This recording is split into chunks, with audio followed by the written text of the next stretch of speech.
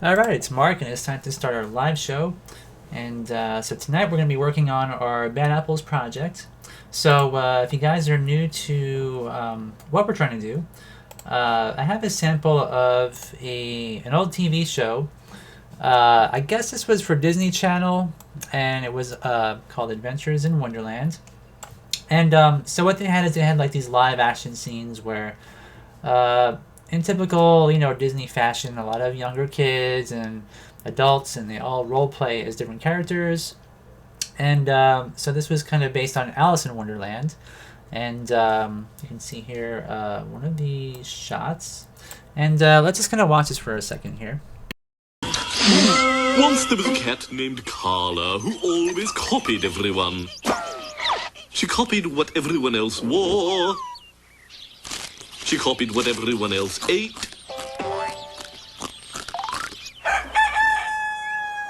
And she copied what everyone else said.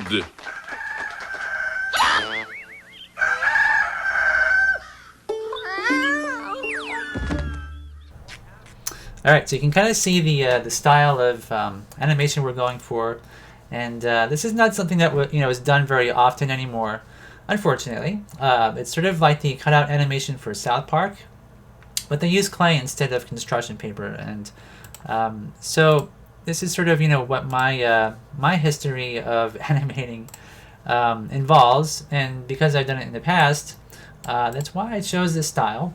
And so the past, I don't know how long has it been, maybe 8 months or so. We've worked on making lots of characters and things like that. And I'm gonna get rid of this for a second. So here's our folder. You can see it's kind of messy. I should probably organize this a little bit better. But we have a lot of our character designs and set designs here, which we made in Krita, which is a free program for designing. All right, so here we have all of our large quality photos, and these were all taken with a DSLR camera. And you can see that you can sort of zoom in, and the quality is still there even when you zoom in, which is really important for making characters and getting the details. So we have the different constituent parts of the second mother character, who has a kid as well. Both mothers have kids, and this is kind of like what ties the story together is the similarities between parents. So what I've done, I've actually organized things slightly in here for images. So we used to have a folder, and we still have it, of course. This is the Photoshop documents that we were going to import into Krita, or into Moho, sorry, into Moho. Moho is the program we're going to use to animate these. And so I had these layered PSD files, which this would be actually imported into Moho, and then all the layers could be essentially like in Photoshop, if you guys understand how it works. I can show you real quick here in Photoshop itself. So we have all these layers on the right side, and we can sort of turn on and off elements. And so importing this into that program for animation, Moho, would have been really super simple. However, as I've mentioned in the past, we have the debut version and not the full version of the program. So all of these different elements had to be turned into PNG files. Let's see if we can get this to work. Seems like if I move this around, yeah, this is not cool. This is a really large document, so it's going to glitch out like that. But anyways, let's just get to the point. We're going to work on this stream tonight, and it's going to consist of foam, and the foam, and also little. Here, you can see how I can turn it on and off. Let me zoom in. So you can see how the foam is. All it is just I used a brush, and with this brush, I'm able to add foam and lines and things like that. So the idea is that this stream is moving towards us, and we had to simulate that motion tonight. And what I want to do So I want to take this whole thing and extract it temporarily.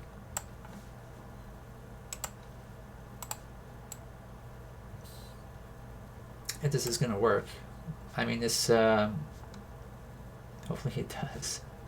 I hope it doesn't lock up. It's already thinking for like an hour here.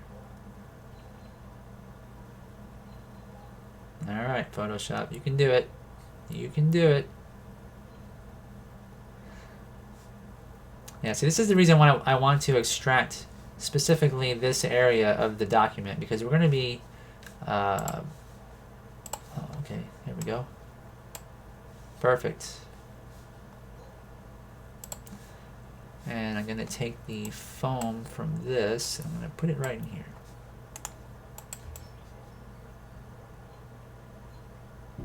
Alright, you know what? Let's see here.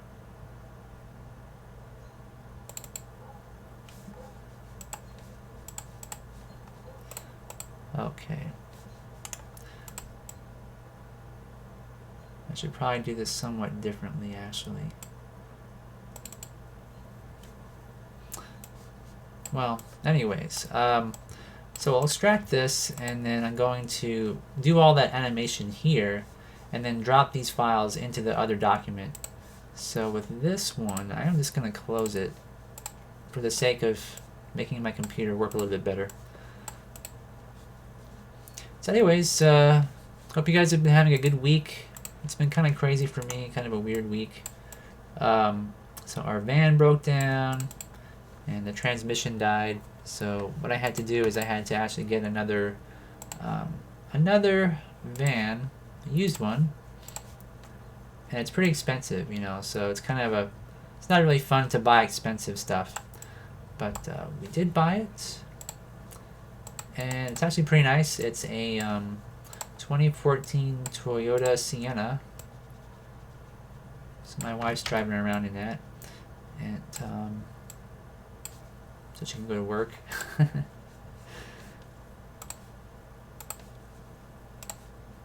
me get rid of this.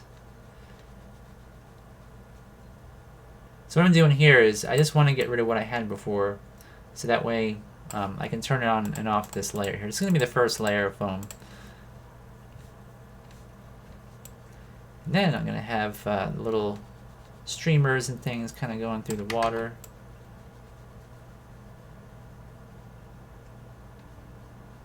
So had I tried to extract each element out of here from the previous document, it probably would have locked up.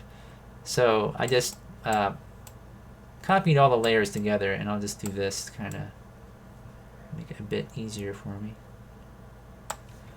Okay. Hey, Wee Beast, what's going on? So, yeah, we're just getting back into things here and trying to hopefully... Let's see, which one did I use before for the splash effect? Was it this one? This one will work. So I gotta use a lighter color, maybe this one. Let's see. Actually, that looks pretty good right there. That looks even better than the other one. So I may replace this one actually. Let's oops, let's do this and then add some foam in here. And then I'll add some foam around the rocks. Alright. So we got that. So what do you think? So I think last week when I was doing this, I was kind of wondering if I should make it subtle or more pronounced. And I think this is actually pretty good though. It's kind of subtle, but you can tell what's going on and it's not distracting. I think this one here, which is brighter, more along the lines of being a brighter pastel blue, would be more pronounced and a little bit more distracting. So I think this is pretty good. So what I want to do is I want to sort of randomize the splashes, and I think what I'm going to do is I'm going to go with a 12 frame cycle. Just make sure I'm not really like... I mean, with the splashes, I don't really care where they are exactly. Like, it's all just going to be random.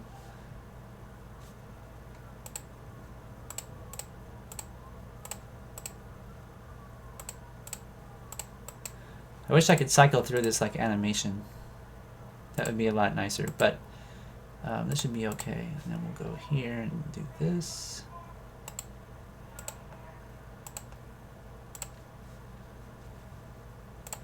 Make another one.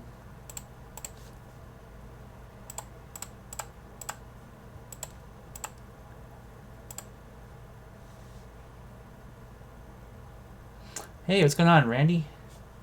Welcome back. So I think I'll make 4 of these with this brush size, and then perhaps, oops, I'll shrink the brush size and then make 4 that way, and then another 4 with a different brush size again.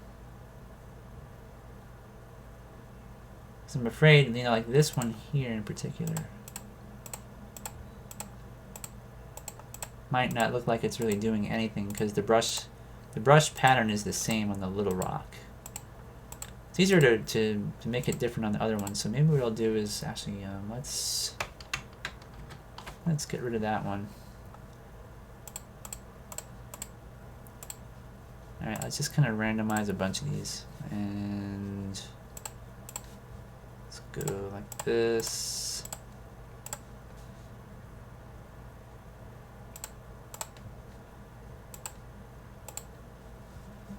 I'm going to skip doing a little one. I'm going to use a smaller brush pattern for that, I think.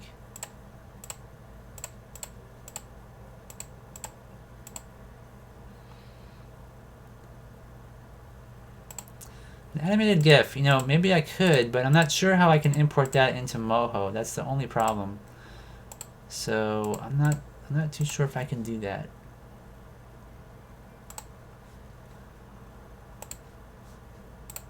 Although that's a pretty good idea. That's something that Mr. Force could probably answer. he's the guy I go to the answers for Moho. And let's go here. It's gonna go like that. So let's see, how many do I have here? I've got. So this one I'm gonna delete. Okay, so 1, 2, 3, 4, 5, 6. So I'm going to change my brush size. Let's go to, actually, let me change the brush itself. I'm using, not sure which one it is now. This one's definitely different. It's kind of small though. Let's make it bigger. And then let's go like that. There we go. And this one, oops.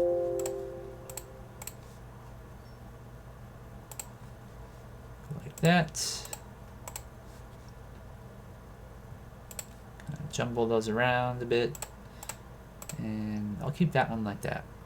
Maybe add a little splash here.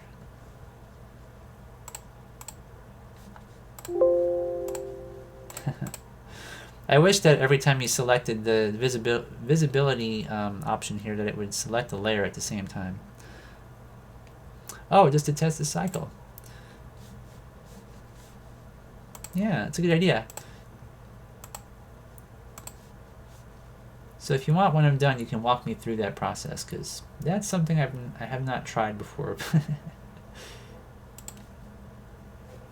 Let's see, is that good? Maybe like that.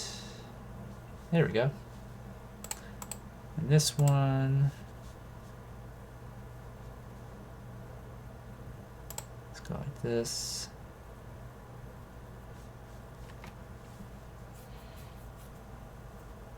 So Owiski says best to just keep the image sequence PNG 1, 2, and 3. Moho will play them in the timeline. That's good to know.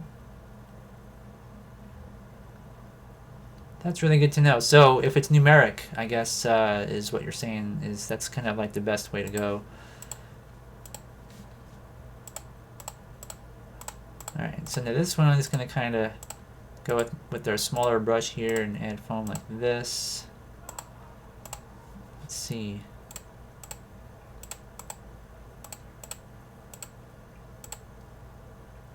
Alright. I think that's okay.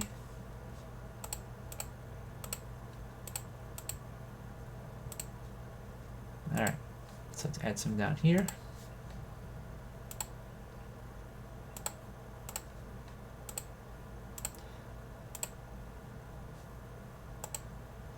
And I could probably even like randomize all of these in their order as well. Hey, Spastic Pug. And Ken says, when I use Moho, I import saved images, put them in a switch layer, and use the keyframes in the timeline. Yeah, you know, Whiskey did send me a tutorial on how to do that, and it seems pretty simple.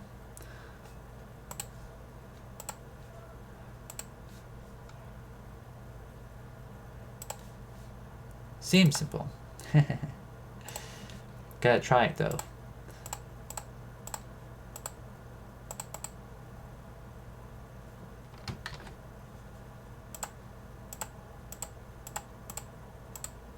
Alright, so that was pretty good. And then, how's the previous one? Like that. Kind of go like this.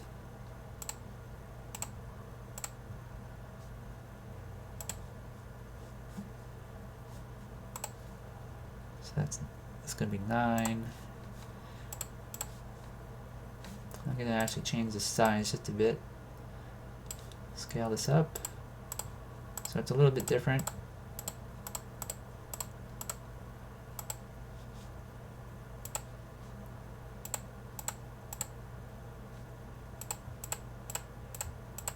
There we go.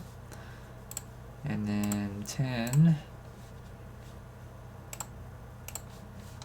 Let's go with something like this. Oops.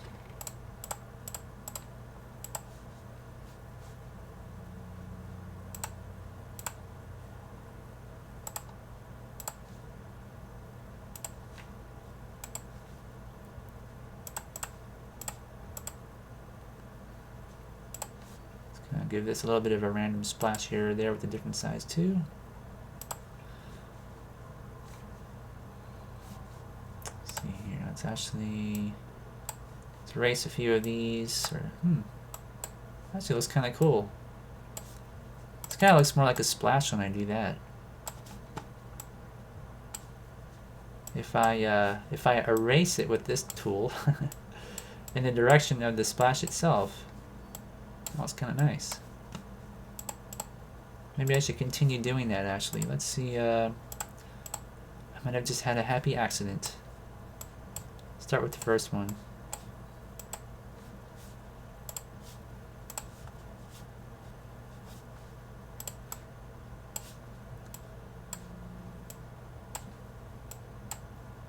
Now this may not show up in the final film.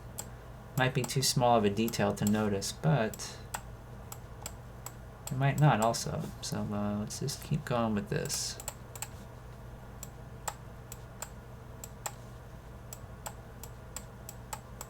Kind of go up, maybe go up from the center.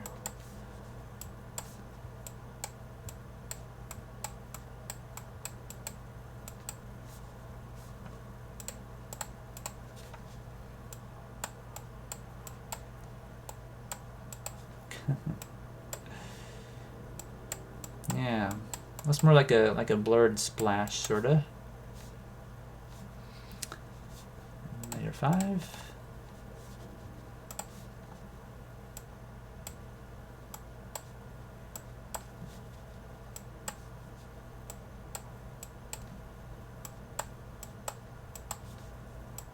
Voila. Layer 6.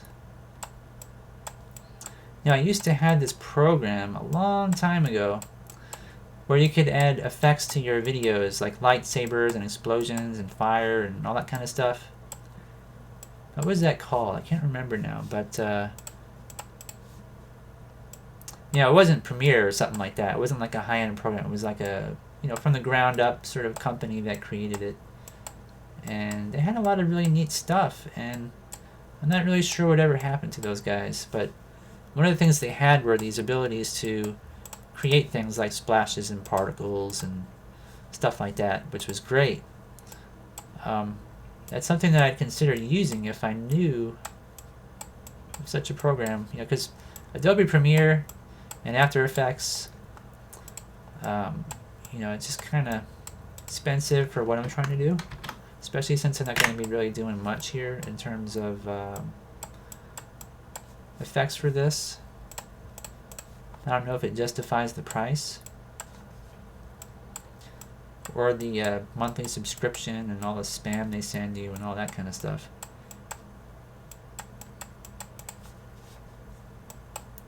Okay, this is actually kind of good. So now this is going to be on the layer behind the rocks, so you're not going to see the rock itself, just the splashes. I'm hoping that'll be pronounced enough to see. I think it will be. Let me shrink it down, see what this looks like.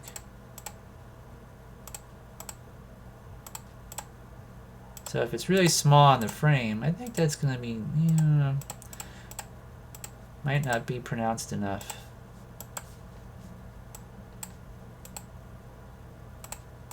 Although it does look great close up, at full scale. Let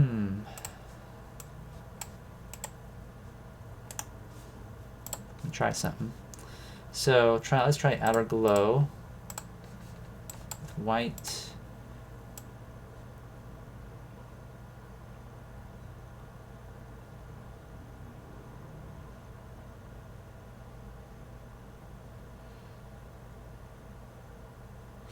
Let's go with 40% and then scale it down and see what it looks like. It's not bad.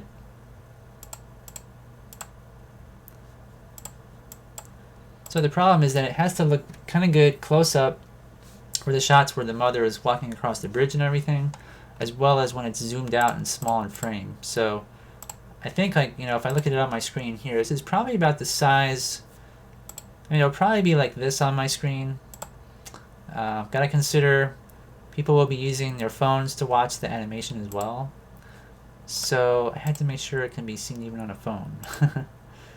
And that looks about right to me. I can see it, and if it's animated, you'll be able to tell it's actually moving in a cycle. Whereas this, not so much. So let's copy the layer style and then paste it in there.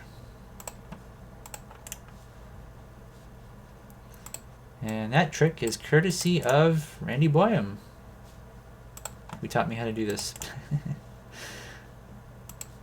Which I'm grateful for, because it saves a lot of time. Let's paste it in there. Paste it in there. Alright. So how many frames we have? 10. So let's let us duplicate the layer here. Move it up to the top.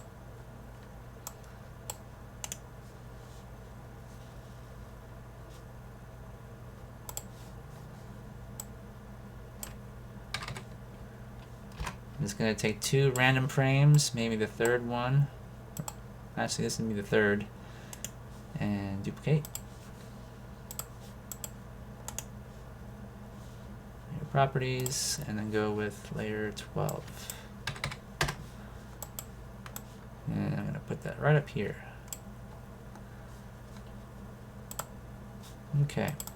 So with the foam along the top edge, I'm going to also try to modify that and see what this eraser makes it look like.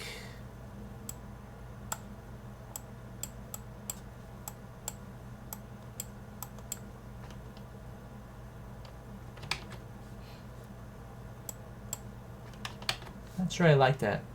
Let's try something like the smudge tool. Go again with similar sort of textured. Scale that up a bit.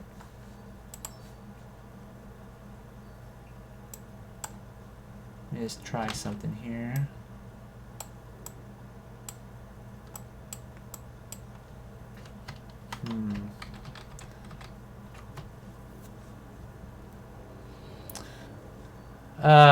Add shadows under the bridge and along the side.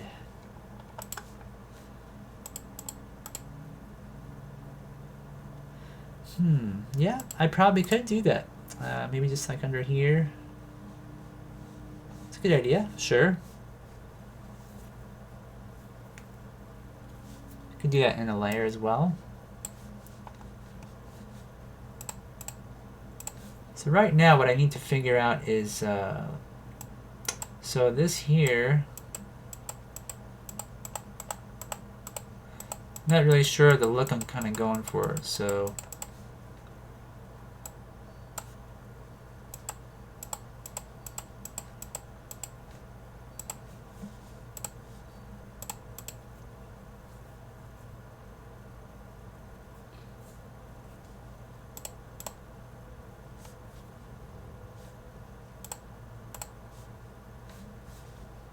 see here. So the erasing in this direction looks pretty good.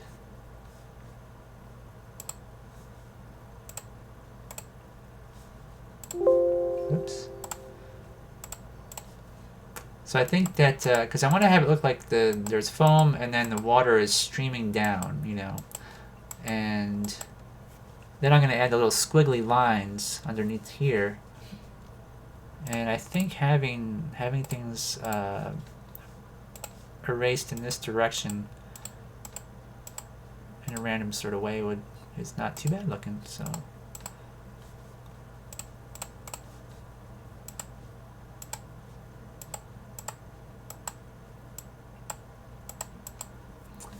again, so this is actually just the eraser tool, and I'm using like a randomized spray pattern to go in here and just remove some of the stuff under the edge.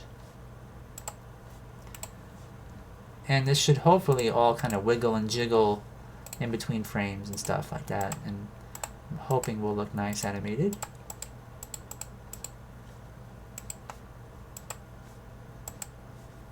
Kind of cleaning up these edges too. Make sure it's not sort of over the grass.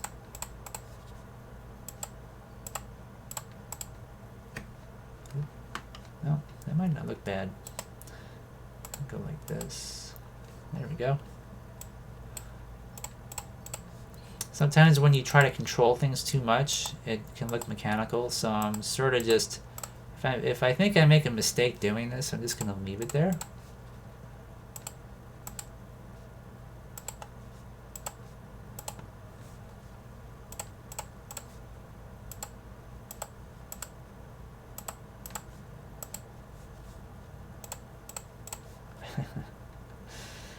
It's gonna look pretty good.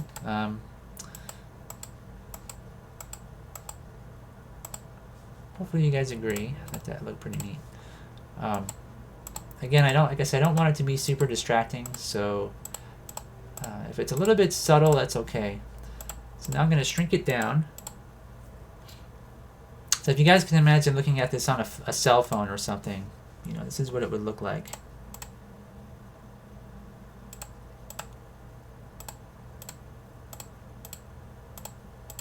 So all this stuff will be sort of jiggling around. And so even though I copied and pasted 2 layers, you know, I randomized the foam on the top. Oops. So even those are randomized. It's randomized amongst randomization. And so I'm also gonna maybe let's take the blur tool. Let me just try something here on this edge.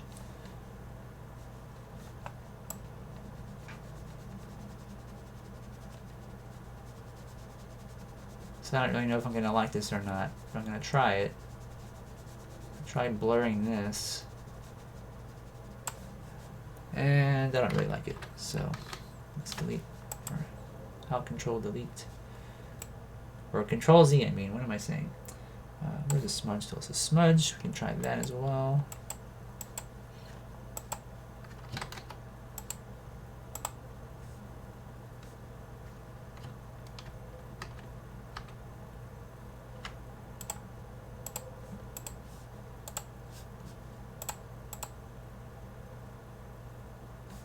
Yeah, I think that smudging might help along this lower edge, just to sort of, oops. Yeah, just a little bit, but not too much.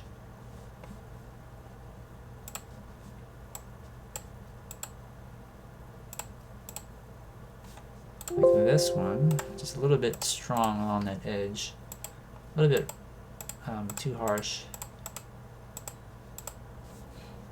Maybe even, let's go like this. I'll erase some of that. That's actually easier to use. Okay, so now for the squiggly lines. This is going to be the hard part. Let's see, what to use. So which brush should I choose here? Maybe, I've got a lot to choose from.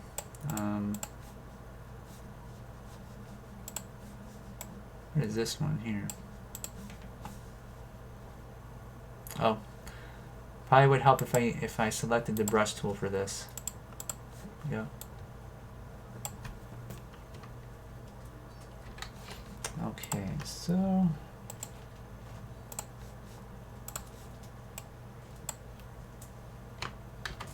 oh, my cat's awake after his long slumber today. Ah. So let me zoom in first here. I can't really tell what these look like because they're really small. Let's see. So the question is, in my mind, I'm trying to think, so should the lines be more solid or not? So I'm thinking not. Let's go with 50-50 here and see what this looks like. No. This looks about right here. Let's zoom out again and see what that looks like.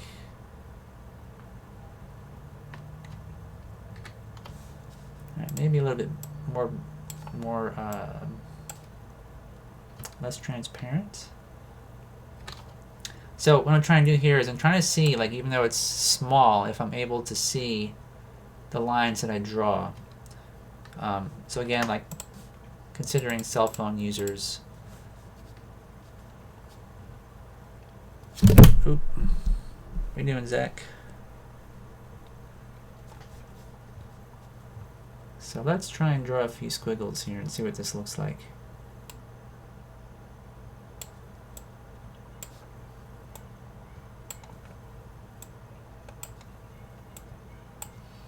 I'm not really sure like how I want this to look exactly.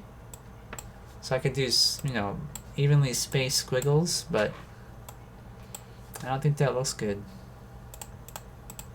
That looks really amateurish. Let's get rid of those.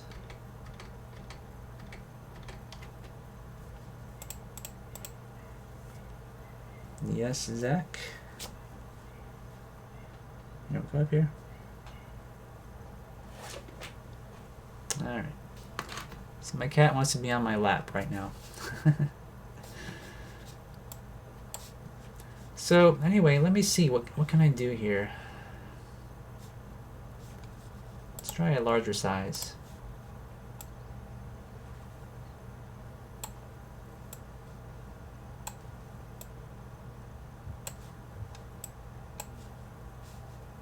I also have to consider there's perspective too. So I could have everything kind of go in this direction in this direction, and then in the center kind of straight, like this. I think that might be the best way to go about it. So I think what I'll do is I'm going to draw a guide on top of this. Let's go with something like purple.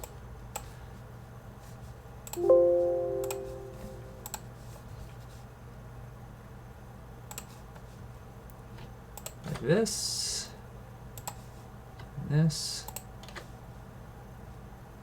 Go straight. So the angle needs to be kind of subtle like this. And if I go down to layer 12, switch back to my original color.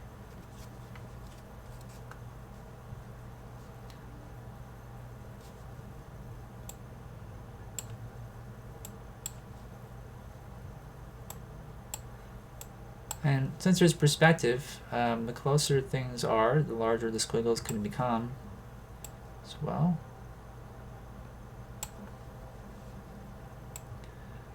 Now, as the water is hitting the rocks, it's going to also, collide. So let's just see what that looks like.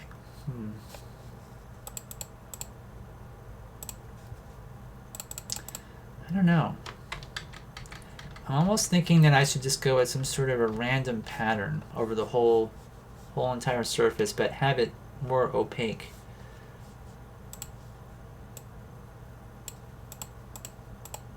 So it'd be somewhat like a staticky kind of thing, almost like an old TV screen, but I don't want it to be, of course, that pronounced either. I want it to be really subtle, but give the appearance that there might be motion to it.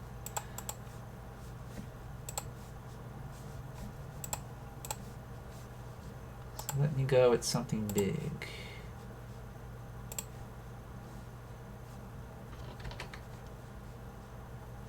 This might work. I mean, if I just kind of randomly go over the whole surface like this,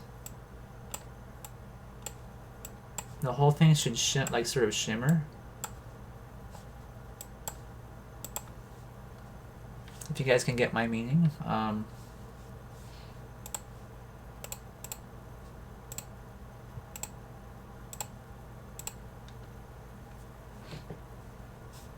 Now you wouldn't really be able to tell when it's really small in frame.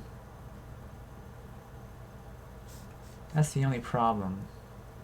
So let's change the way the flow and opacity and everything are on this, and then let's go with, again, like about 50-50 here. Yes, I know, Photoshop.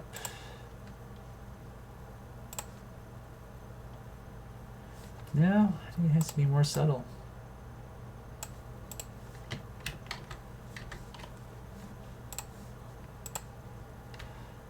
Yeah, I think we're going to try it like this. So I'm just going to randomly touch this around with this tool. And I'm going to use the larger brush size for the bottom and then a smaller brush size for the back. That is what we're going to try. And just hope for the best, really.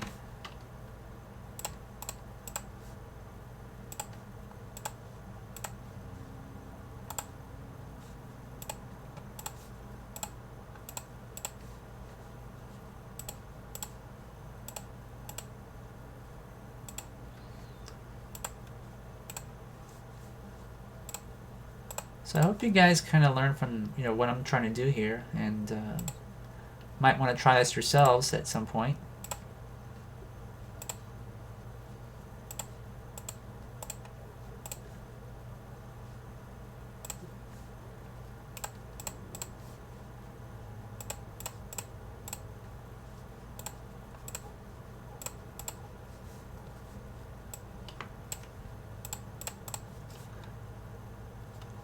And so what else can I say about this? I mean, really, sometimes you just have to kind of go with the flow, no pun intended, and just hope that things will work out. Sometimes it's you can't try to control things to a such a high degree, and if you try to, sometimes you can drive yourself crazy.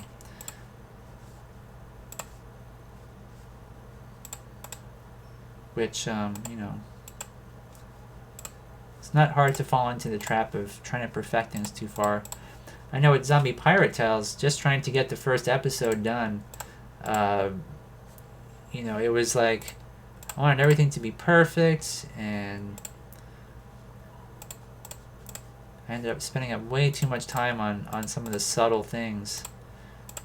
You know, you just kind of like get into the details, and a lot of that stuff isn't really seen for the most part. Okay, so I think this is going to be pretty good, so I'm going to take my brush size down, let's say by half. It's about 79, and then go up here and just go through and put some random stuff right up here.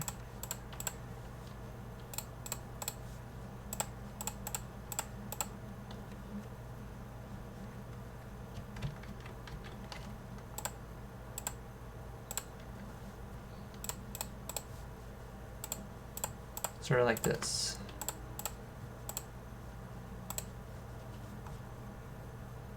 I think it looks pretty good, honestly. I'm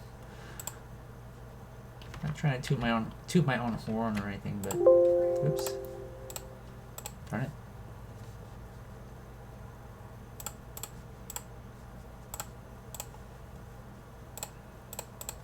Really try and keep it as random as humanly possible.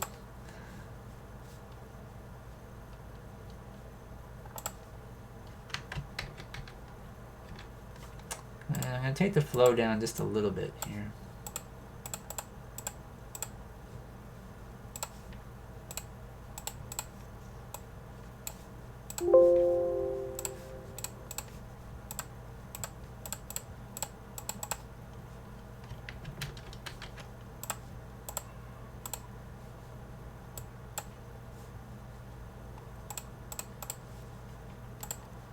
So this may be convincing, but if not, the cool part about it is we'll have all the Photoshop files, you know, so we can always go back in and alter things later, which is something that one of the reasons why I wanted to go with a more digital approach with this project was that, you know, with this I can essentially change everything later if I have to. I can go back in there and tweak things, which had I tried to do this, you know, by hand somehow with clay, would be really difficult. Really difficult. And of course this isn't going to look 100% like it's clay itself, since it is water, but you know, a lot of times stop motion films use computers for effects, like Nightmare Before Christmas, like the snow and other things. So the next thing I'm going to do is I am going to add a shadow. And I'm going to use, let's see here, pitch black. It's pitch black. And I'm going to use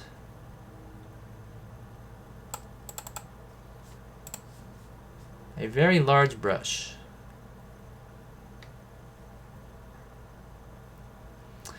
Yeah, well, the foam is going to be,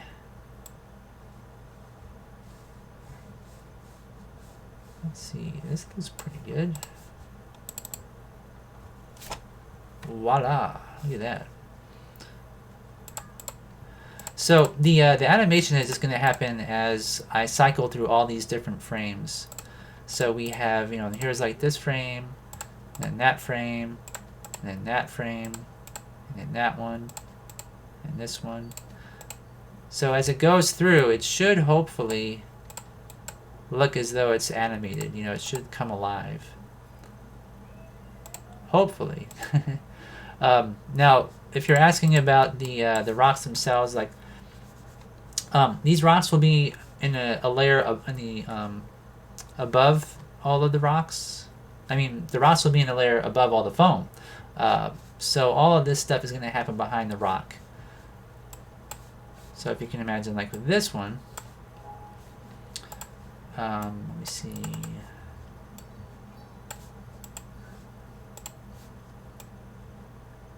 you know, it'll look like more like this.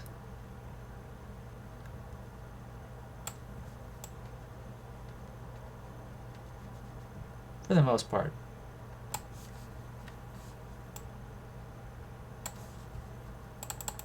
So again, so if we look at it on a cell phone or something, you know, it'll look like that. And on a computer screen, more like this. Alright, so I'm going to save as, well, I will save this later. Yeah, I think Mr. Force, oh, Whiskey, as he's called here, his idea of having the shadow really helps. Check it out. So here's without it, and there's with it. Big difference, right? That's really cool.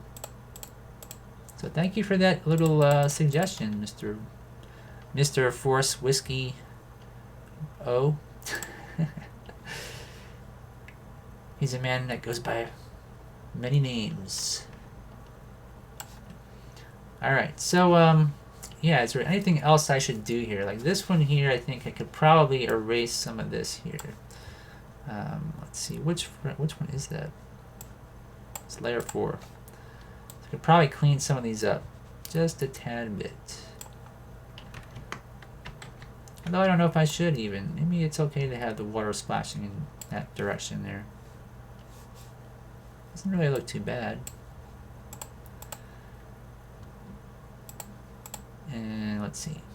See if there's anything obvious that I'm missing here or anything. Like any mistakes that I did.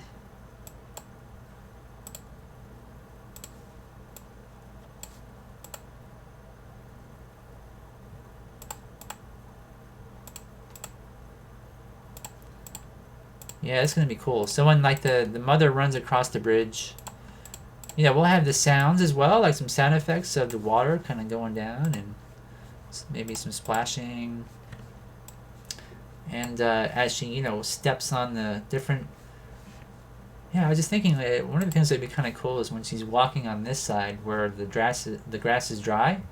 They could have like a crunching sound, and then she, you know, of course, she walks on here, and it's going to be made from stone. So, you know, the footsteps will change, and then on this side, the footsteps will be, you know, completely different. So that might be like a subtle psychological thing we could add, just to kind of make it seem like she's stepping into a different, you know, world altogether. You know, so we have like the stark, you know, everything is dead here, and then everything's lush, and this is sort of the transition.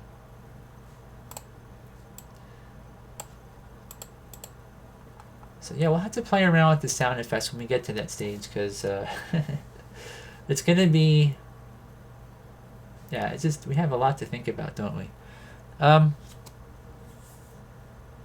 So Grandview is saying, still confused by the Bad Apples project, but I can tell you it looks really neat. What exactly is Bad Apples? So yeah, Bad Apples is like a saying of, you know, there's one person in the bunch that is bad, and they can just, you know, just make a lot of problems for people. And it's like a metaphor. And also the metaphor is that, you know, we're going to have, well, actually, let's see here. Let's see if I can do this. Let me see. Where's my initial design? I guess I never actually designed it, did I? Not in full. I guess I did here, but anyways, so the idea is that, you know, one side of the land is everything is dead and everybody needs, you know, wants to survive, and the other half is, you know, everybody has abundance, and, you know, the ruler of the abundant land doesn't want people from the land of you know, dried out grass and dead apple trees to have any of their wealth. Kind of like not wanting to share, kind of wanting to hoard, and not thinking of others. It's a really simple idea. Basically just being nice to your neighbors, you know, whether they be your neighbors next door, or countries, or next state, or whatever, you know. people have needs, and we're all alike, and that's kind of the idea. Um, that's the moral of the story, so to speak. But yeah, I think that this will work really well. And so what we have here are, we're going to have the different elements.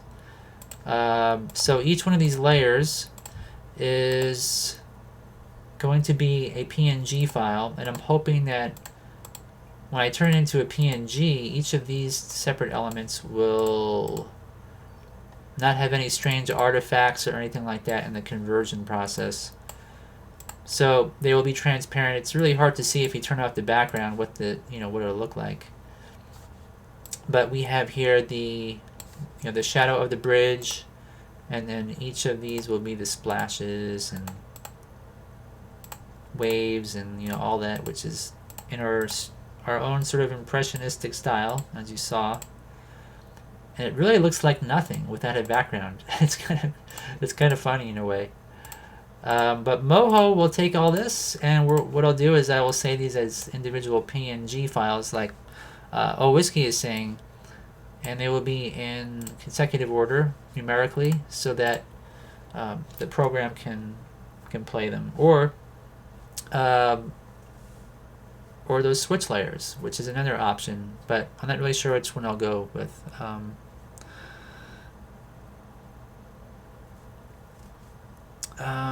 How far in the animation process have you gotten? So Grandview, what we're going to do is we're going to take Moho and we're going to animate it in there. This is all getting prepared for the animation process. So like, when I import all these, Moho will be the program that takes each frame and turns it into the animation. So this is going to be one frame, this will be another frame, another frame, another frame. It's not going to be animated directly on Clay on Glass, which is what I would normally do. But, this program has a lot of options for me to, to try out, like motion blur, as well as, going in there and reusing, I photograph the characters once and I can reuse them over and over again. There's no clay that can melt after that point. They can't get dirtier over time. Everything is sort of set in stone and then animated as it would be on glass, but digitally.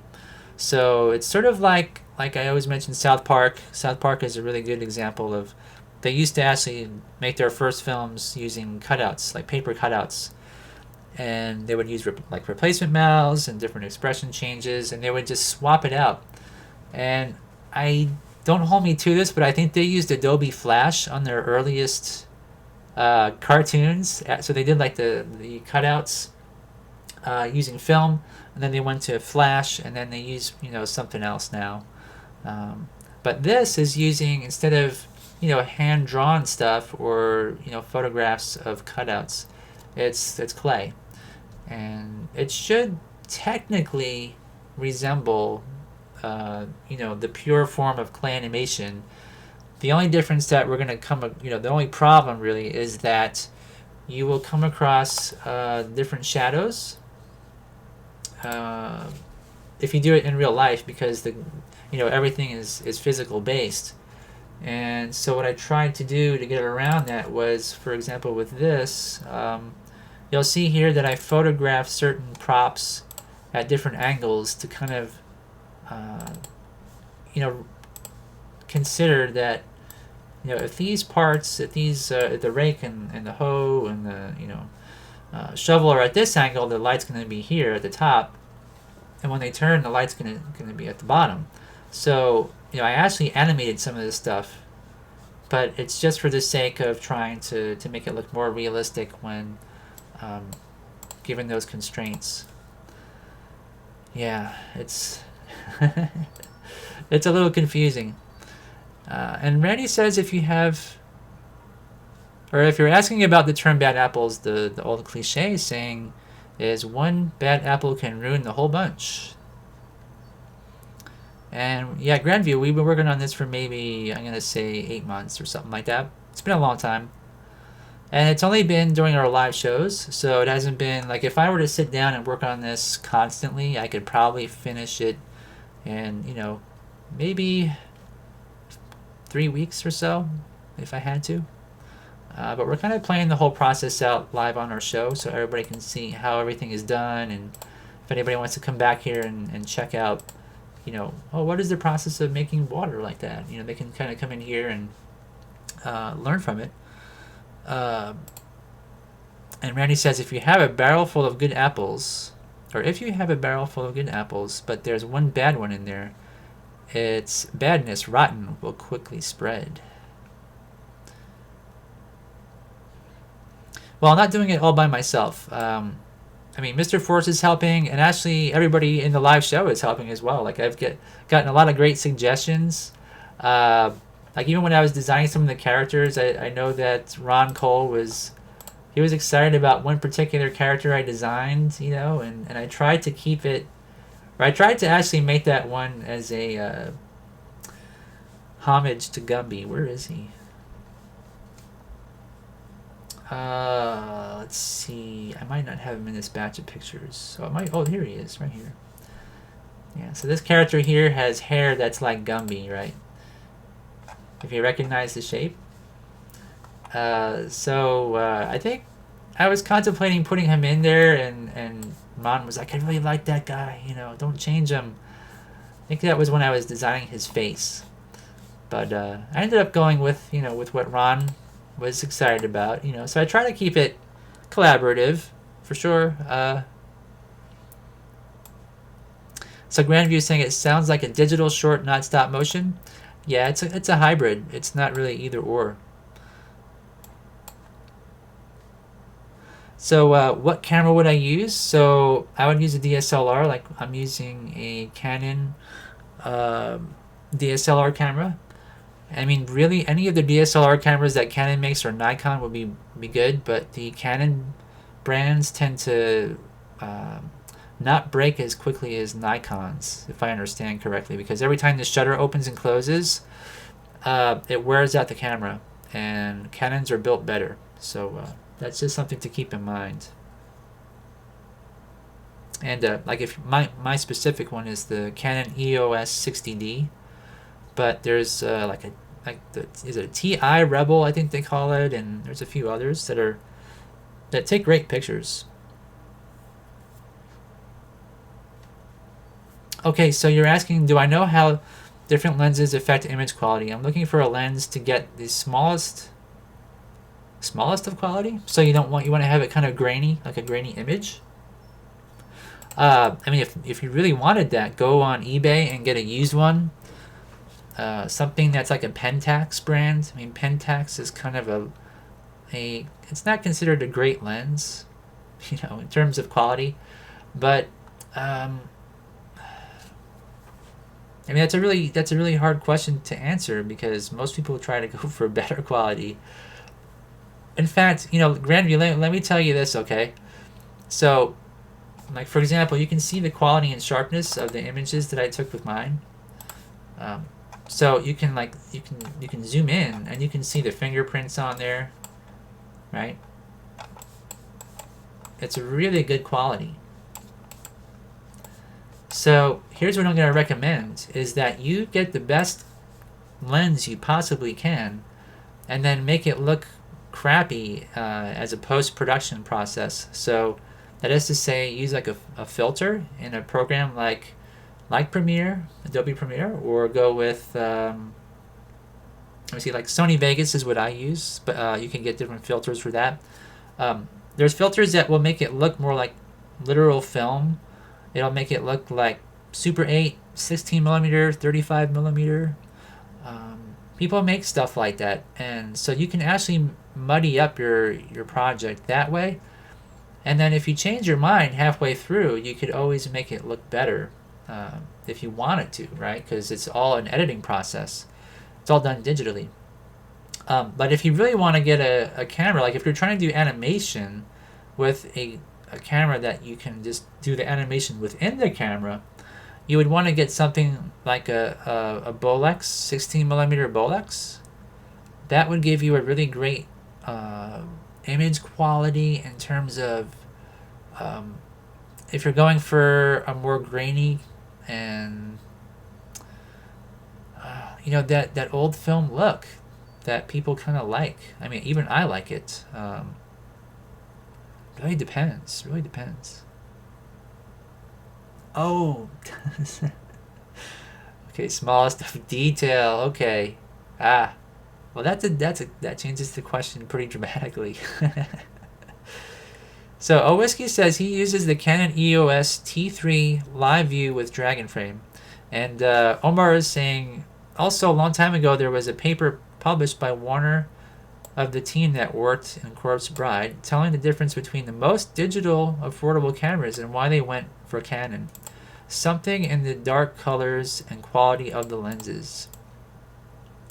Yep, they take great images. I mean, I think Shadow Machine uses Canons, and a whole bunch of places, a whole bunch of studios. Even I think Leica even uses it. Maybe even Aardman. So yeah, if you do go with a Canon, the lenses are pretty good, but Nikon is also pretty good as well. Like, it just depends. Lots of I mean, pretty much if you go with a lens that has well, yeah, I mean, it just depends. Really depends. But anyway, so if you're going for the smallest of detail, wow, smallest of details. So you'd probably want to get. Now, is that because your characters, your puppets are small, or is it because? All right, so Grandview says, like being able to see every thread in a line of yarn. Yeah, really. There's also a delay with our live broadcast. So when I see what you're typing, you know, and you can hear what I'm saying, there's a delay. But you know, anything really that you take a long exposure with, you'll see a lot of detail. The main problem with shooting a stop motion scene is that the depth of field has to be such that if it's too short, the background and foreground could be blurry. So long exposures are what most people go with. And so you'll pretty much be able to see the detail of, you know, the lines of you know, lines on a dollar bill, or yarn, or string, or cat hairs, or whatever you're zoomed in on. You'll see it all, and sharply, with the long exposure and with the least amount of glass. So if you have a telephoto lens, you know, it's going to be a little bit more blurry than if you have something like a 50mm lens. That's just the general. So Randy says, I have a Canon camera but went with Nikon lenses because they have more manual lenses available. Yep, it does have to be manual, that's true. And a Whiskey says you can add a bellow with your lenses for super micro. Yeah. I mean, if you're really trying to get you know, zoomed in, there's a lot of options. But I think what Grandview might mean is, you know, if he's got a character with maybe hair that is made from yarn or something. Not really sure, but I hope that kind of helps you, Grandview. So anyway, that does wrap up our show for tonight. I will be saving this, and this will be broken down for Moho to incorporate into that shot, which is going to be super complicated and involved. But I think it'll work out pretty well. Oh, yeah, you're very welcome, Grandview. It's fun to look at everybody's work and to discuss it and see how people are doing things and solving problems, because that's really what it comes down to, is, you know, solving how to do things, right? Because we all have questions. So anyways, that does wrap up our show. And if you guys would like to submit your work to Feedback Week, go over to animateclay.com and then click on the Feedback Week link, and then there's a link within there that will take you to our latest posts. All right, well, see you guys all next week. Thanks for stopping by.